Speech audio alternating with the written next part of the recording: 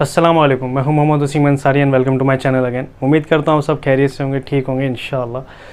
तो देखिए, करबला का वाक़या जो है सबको ही पता है कि करबला में क्या हुआ और किस दिन हुआ। जैसे कि मुहर्रम का महीना चल रहा है और 10 मुहर्रम आने वाला है, ठीक है। तो सबको ही पता है, तो इसके बारे में कोई चर्चा करने के लिए ज़रूरत नहीं है, कोई वाक़या बताने की ज़रूरत नहीं है कि हज़रत हुसैन और उनके साथियों को शहीद किया गया और किस वजह से शहीद किया गया। कि यजीद ने कहा कि भाई मेरी बैत कर लो, लेकिन हज़रत हुसैन ने, देखिए हर किसी का अपना अपना एक वो हो सकता है कि वो राय किसके लिए देना चाहता है या नहीं देना चाहता, है ना। हज़रत हुसैन की राय थी कि मैं आपको नहीं बैत करना चाहता, मतलब आपके हाथ पे बैत नहीं करना चाहता, मतलब आपको फॉलो नहीं करना चाहता। लेकिन यजीद का था कि फोर्सली वो चाहते थे कि हज़रत हुसैन मेरे को फॉलो करें, मेरे को माने, मेरे हाथ पे बैत करें। तो उनको जब उन्होंने इस चीज़ का इकरार नहीं किया तो उनके साथ ये वाला वाक़या हुआ कि कि हज़रत हुसैन को शहीद किया गया, उनके साथियों को शहीद किया गया, जो उनके साथ मर्द थे उनको शहीद किया गया, ठीक है। और उससे पहले जो हज़रत हसन थे, उनके बड़े भाई, उनके टाइम पे हज़रत मुआविया का टाइम था, तो हज़रत मुआविया के टाइम पे उन्होंने हज़रत मुआविया को फॉलो कर लिया था, उनकी बैत कर ली थी, इसलिए ताकि मुसलमानों के बीच में इंतशार पैदा ना हो, मुसलमान बट ना जाए। हज़रत हुसैन की अपनी राय थी, तो हज़रत हसन ने हज़रत मुआविया को एक्सेप्ट कर लिया, उनकी बैत कर ली, और इसलिए ताकि जो मुसलमान है दो हिस्सों में ना बढ़ जाए, दो चीज़ों में ना बढ़ जाए, दो टीम्स ना बन जाए। तो इसलिए हज़रत हसन ने हज़रत मुआविया को बैत कर ली थी। लेकिन हज़रत हुसैन की अपनी राय थी, वो उन्होंने नहीं करा। तो उस चक्कर में क्या है, यजीद ने और कोफा वालों ने बाकायदा इनविटेशन भेजा, कई मरतबा इनविटेशन भेजा कि आप यहाँ पर आ जाएं, हम आपके हाथ पे बैत कर लेंगे, आपको बादशाह बना देंगे आप। और जब ज़्यादा इनविटेशन भेजे गए तब हज़रत हुसैन ने अपने एक होता है ना, बंदा भेजते हैं पहले, तो हज़रत हुसैन ने पहले अपना एक बंदा भेजा, तो उनके नाम पर भी कई सारे फॉलोवर्स आ गए, उनके नाम पे भी कई सारे लोग बैत हो गए। तो जब हज़रत हुसैन ने जो है हिजरत करी, कूफा की तरफ गए, तो जब वहाँ जाके पता चला कि भाई नहीं, ये सब तो झूठ था, ये सब तो एक फ्रेब था, फेक था, सब कुछ उनको फंसाया गया है। और वहाँ पे जाके फोर्सली कहा जाएगा कि भाई उन्होंने फोर्सली कहा कि अब हमें बैत करो यजीद को, तो हज़रत हुसैन ने मना कर दिया। तो उसकी वजह से ये सब वाक़या हुआ। तो मेरे बताने का मकसद ये है कि देखिए, हमें जो है हुसैनी बनना है, अगर हुसैनी बनना चाहते हैं तो हमें हज़रत हुसैन की तरह बनना पड़ेगा। और हज़रत हुसैन जो थे, अल्लाह के नबी की सुन्नतों पे चलने वाले थे, अल्लाह के नबी के तरीके पे चलने वाले थे, अल्लाह की। और यहाँ तक आता है रिवायतों में, आपने शायद सुना भी होगा बयानत में, हज़रत हुसैन जो थे अल्लाह के नबी की हूबहू शक्ल के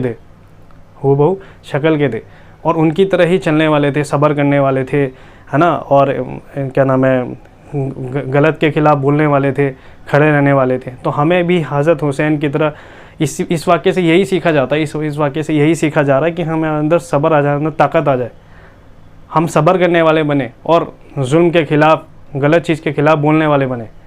हज़रत हुसैन ने जो है गलत के ख़िलाफ़ बोला, सामना करा, फ़ेस टू फेस करा, उसको कबूल नहीं करा, फ़ेस टू फेस करा, उसके ख़िलाफ़ बोला।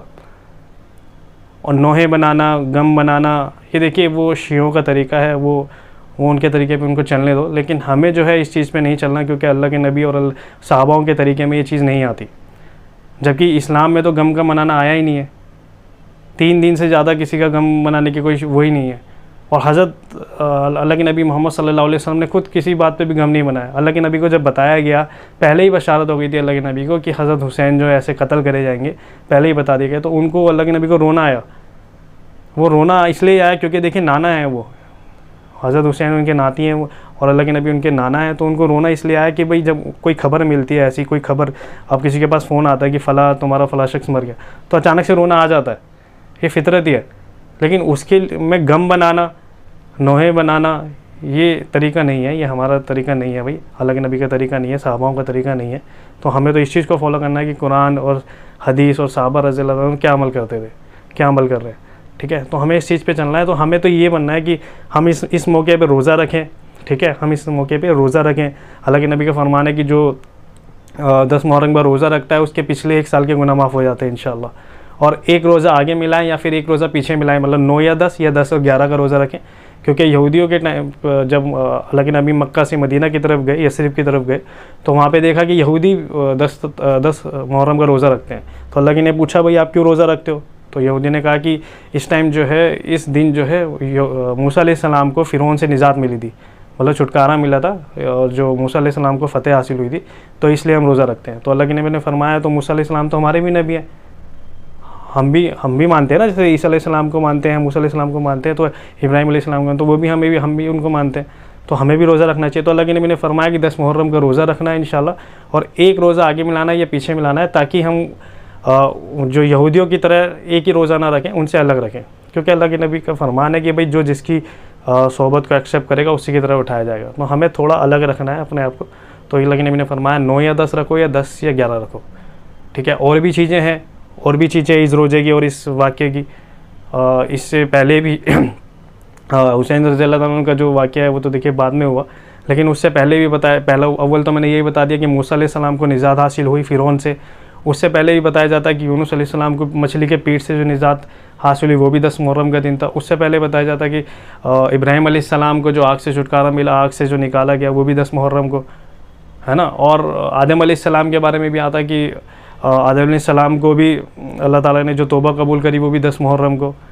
तो ये सब चीज़ें हैं। तो हमें इस चीज़ वाक़े से ये सीखना है कि हज़रत हुसैन जो थे हमारे जो है आइडल हैं, हमें उनसे क्या सीखने को मिल रहा है ना। इस वाक़े से ये सीखा जाए कि हमें सब्र करना है, हिम्मत दिखानी है, गलत को गलत कहना है, सही को सही कहना है, और जुल्म के ख़िलाफ़ लड़ना है, जुल्म के ख़िलाफ़ बोलना है, ठीक है। उसको एक्सेप्ट नहीं करना, उसको कबूल नहीं करना, ये सिखाया जाता है।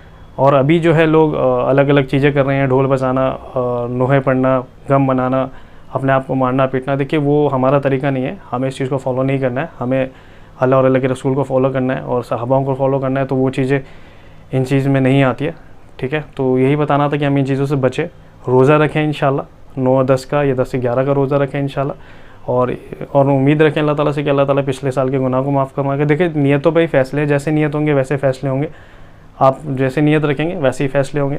और देखिए बस यही बताना था कि ये चीज़ें हमें इन चीज़ों से बचना है, जो चीज़ें बचने वाली हैं, और जो चीज़ें करने वाली हैं वो रोज़ा रखना है। तो ये सब करें इंशाल्लाह, ठीक है। तो यही मुख्तसर था, वो मुख्तसर सी बात थी, ठीक है। मिलते हैं इंशाल्लाह नेक्स्ट वीडियो में। अस्सलाम वालेकुम।